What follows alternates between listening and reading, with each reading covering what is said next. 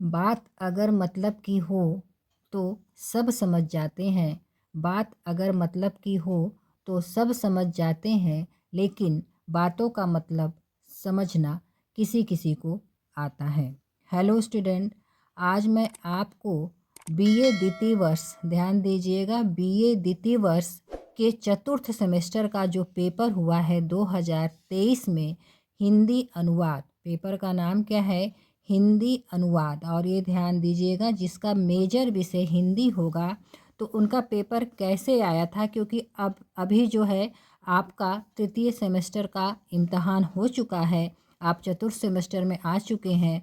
तो चतुर्थ सेमेस्टर में जो है पेपर का नाम है हिंदी अनुवाद, और उसका पेपर कैसे आया था उसके बारे में मैं थोड़ा सा आपको बताना चाहती हूँ। चलिए अब शुरुआत करती हूँ। आपका पहला प्रश्न क्या पूछा है? पहला प्रश्न आपका पूछा है कि अंतर्राष्ट्रीय अनुवाद दिवस कब मनाया जाता है। देखिए, ध्यान दीजिएगा, ये एमसीक्यू पर आधारित आया था। तो अंतर्राष्ट्रीय अनुवाद दिवस कब मनाया जाता है, और उसमें तारीख क्या दिया हुआ है? 6 सितंबर, 30 सितंबर, 11 नवंबर और 30 जनवरी। तो अंतर्राष्ट्रीय अनुवाद दिवस जो है वो आपका 30 सितंबर को मनाया जाता है। तो आपका सही उत्तर क्या होगा? 30 सितंबर। अब इसी क्रम में आप आगे बढ़ेंगे तो दिया है कि वद धातु का अर्थ क्या है। तो वद धातु का अर्थ जो है बोलना, कहना, फिर दिया हुआ है यह दोनों या इनमें से कोई नहीं। तो वद धातु का अर्थ जो है आपका, जो सही उत्तर होगा वो बोलना और कहना, यानी एक और दो दोनों होगा। अनुवाद एक व्याख्यात्मक कला है, यह कथन किसका है? यह प्रश्न आपका क्या है कि अनुवाद एक व्याख्यात्मक कला है, यह कथन किसका है? तो यह कथन बस मैं आपको बता रही हूँ कि सही उत्तर क्या होगा। इसका सही उत्तर है रेनाटो पोगी आलो। अब अगला है उसी क्रम में आपका कि किसी उपन्यास या कहानी को फिल्म में बदला जाना कहलाता है। मतलब क्या कहलाता है? किसी उपन्यास या कहानी को फिल्म में बदला जाना कहलाता है। उत्तर रहेगा आपका अंतर प्रतीकात्मक अनुवाद। प्रश्न है कि अनुवाद के सार्थक स्वरूप की संरचना का प्रमुख तत्व है। तो अनुवाद के सार्थक स्वरूप की संरचना का प्रमुख तत्व जो है संप्रेषण, मूल कथ्य का संतरण, संस्कृति का संतरण, यानी ये सभी है। प्रश्न है कि लिप्यंतरण का संधि विच्छेद क्या होगा। तो लिप्यंतरण का संधि विच्छेद होगा लिपि धन अंतरण। अगला प्रश्न है, क्या दिया हुआ है कि बुद्धिमानों की तरह सोचे परंतु जनसाधारण की भाषा में बोले। यह कथन किसका है? बुद्धिमानों की तरह सोचे परंतु जनसाधारण की भाषा में बोले, यह कथन अरस्तू का है। और साथ साथ मैं आपसे ये भी कहना चाहूँगी कि मैंने बहुत ध्यानपूर्वक सभी प्रश्नों के उत्तर लगाए हैं, लेकिन हो सकता है कहीं एक आध मिस्टेक हो सकती है, तो थोड़ा उस पर ध्यान दीजिएगा। पूरा प्रयास मेरा आपको सही उत्तर से अवगत कराना है। अब अगला प्रश्न क्या है कि इंटरप्रेटर का कार्य होता है। इंटरप्रेटर का क्या कार्य होता है? तो जो इंटरप्रेटर होता है उसका जो कार्य होता है वह संसद या विधानसभा में भाषा की बातों का जो है अनुवाद करना होता है। क्या? संसद या विधानसभा में भाषा की बातों का अनुवाद करना। उसी क्रम में प्रश्न पूछा है लिप्यंतरण।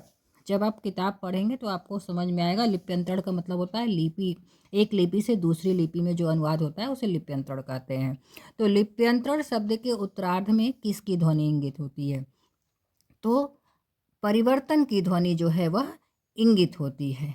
अनुवाद में रोजगार का क्षेत्र पूछा है कि अनुवाद में रोजगार का आपका क्षेत्र क्या है। ऑप्शंस दिया हुआ है सरकारी क्षेत्र, निजी क्षेत्र, अनुवादक एजेंसियां या उपयुक्त सभी। तो यहाँ आपका उत्तर होगा उपयुक्त सभी। अब अगला प्रश्न है आपका, अनुवाद को ज्ञान होना चाहिए। अनुवादक को किस चीज़ का ज्ञान होना चाहिए? तो अनुवादक को जो है, ध्यान दीजिएगा, भाषा का, शब्दों का, संस्कृति का, यानी इसका उत्तर आपको लगेगा उक्त सभी का। अनुवादक को संस्कृति, शब्द और भाषा सभी का ज्ञान होना चाहिए। प्रश्न है पंडित रूप नारायण पांडे ने अनुवाद किया था किसका? तो पंडित रूप नारायण पांडे ने अनुवाद किया था श्रीमद् भागवत का। उसी क्रम में प्रश्न है पराश्रयी अनुवाद का उदाहरण है। पराश्रयी अनुवाद ये आपका बार बार अनुवाद पे इसलिए प्रश्न है क्योंकि आपके पाठ्यक्रम का ही नाम है हिंदी अनुवाद। तो पराश्रयी अनुवाद का उदाहरण है रुबाइता, उमर खयाम की मधुशाला, मधुशाला। तो इसका उत्तर रहेगा उपर्युक्त सभी।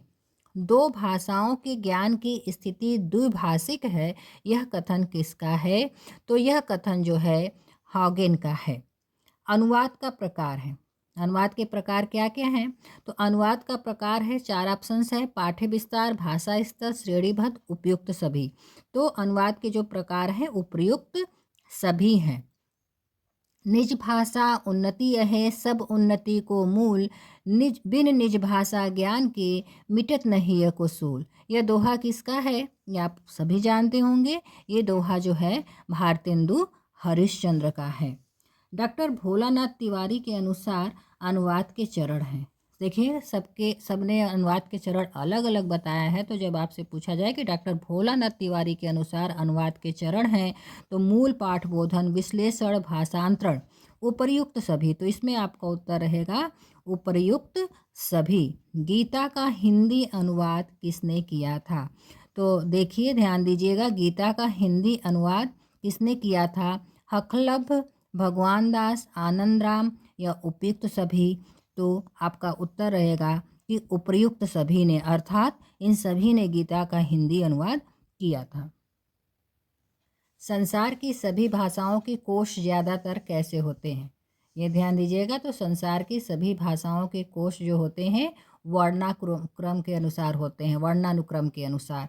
कोश का क्या प्रकार है? तो शब्दकोश, थिसारस, पर्याय कोश, उपयुक्त सभी। तो आपका उत्तर रहेगा उपयुक्त सभी। कोश वह ग्रंथ है जिसमें विशेष क्रम से शब्द दिए हों और उनके आगे अर्थ दिए हों। यह परिभाषा किसकी है? ये थोड़ा ध्यान दीजिएगा कि मुझे 2 ऑप्शंस में हिंदी शब्द सागर के अनुसार, मानक हिंदी कोश के अनुसार। तो इस क्वेश्चन को आप एक बार फिर से आप अपने तरीके से पढ़कर देखिएगा। वैसे मानक हिंदी कोश के अनुसार ही वही है जिसमें कि विशेष क्रम से शब्द दिए गए हों। अगला प्रश्न है, किस कोश में अंतर्राष्ट्रीय ध्वनि प्रतीकों के माध्यम से शब्दों का सही उच्चारण दिया जाता है? किस कोश में अंतर्राष्ट्रीय ध्वनि, ध्यान दीजिएगा, अंतर्राष्ट्रीय ध्वनि प्रतीकों के माध्यम। तो आपका ऑप्शन है मिथक कोश, उच्चारण कोश, पुराण कोश, इनमें से कोई नहीं। तो आपका उत्तर होगा इनमें से कोई नहीं। गीता का अनुवाद आनंद राम ने कब किया? गीता का अनुवाद आनंद राम ने सन 1707 ईस्वी में किया। ये देखिए प्रश्न है आपका कि जिन शब्दों की सीमा बांध दी जाती है वे पारिभाषिक शब्द हो जाते हैं और जिनकी सीमा नहीं बांधी जाती है वे साधारण शब्द होते हैं। यह कथन किसका है? तो यह कथन जो है डॉक्टर रघुवीर सिंह का है। शब्दावली निर्माण के सिद्धांत किसके द्वारा निश्चित किए गए हैं? तो वैज्ञानिक तथा तकनीकी शब्दावली आयोग द्वारा निश्चित किए गए हैं। ये है मैनिफेस्टो के लिए हिंदी शब्द क्या है? तो इसका हिंदी शब्द जो है वह घोषणा पत्र है। एडमिनिस्ट्रेटिव का हिंदी अर्थ क्या है? तो इसका हिंदी अर्थ है शासकीय। एजेंसी का हिंदी रूपांतर देखिएगा, दोनों दिया हुआ है, अभिकरण एवं संस्था। डिवीज़न के लिए हिंदी पारिभाषिक शब्द क्या है? तो देखिए दिया है भाग, प्रभाग, विभाग, इन और दिया है इनमें से कोई नहीं। तो डिवीज़न के लिए जो हिंदी पारिभाषिक शब्द है, डिवीज़न को विभाजन कहते हैं। प्रशासनिक शब्द सर्कुलर का हिंदी रूपांतर है। प्रशासनिक शब्द सर्कुलर को हिंदी में जो है वह परिपत्र कहते हैं।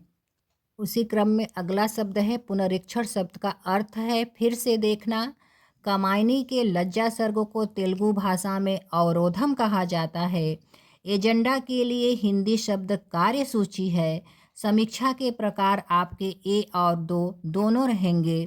सर चार्ज के लिए प्रयुक्त पारिभाषिक शब्द है अधिभार। दिलीप सिंह के अनुसार साहित्य अनुवाद की समीक्षा होती है पाठ एवं प्रक्रिया परक द्वारा। अगला प्रश्न है अनुवाद समीक्षा को प्रकृति एवं स्वरूप के आधार पर क्या माना जाता है? तो स्वतंत्र विधा माना जाता है। मुगलों के समय भारत की प्रशासनिक भाषा फारसी थी। यह ध्यान दीजिएगा कि इस प्रश्न के उत्तर में मैं क्लियर नहीं हूँ, इसलिए नहीं बता रही हूँ।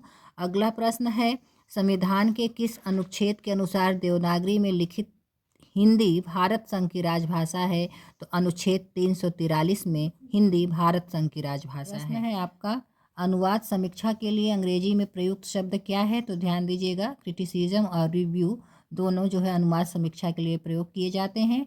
एबिलिटी का हिंदी अर्थ पात्रता है। उसी क्रम में अगला प्रश्न है, एलिगेशन का हिंदी अर्थ आरोप है।